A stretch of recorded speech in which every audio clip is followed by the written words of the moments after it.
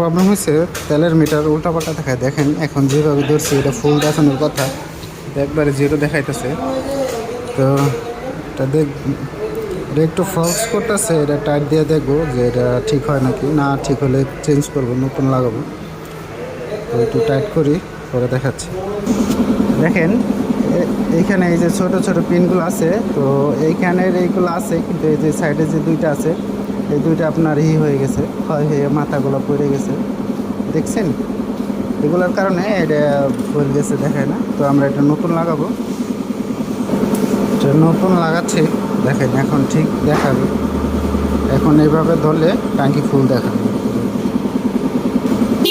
দেখেন এখন যেভাবে রাখছি ফুল দেখাবে। অফ করুন, অফ হয় না, আবার অন করুন।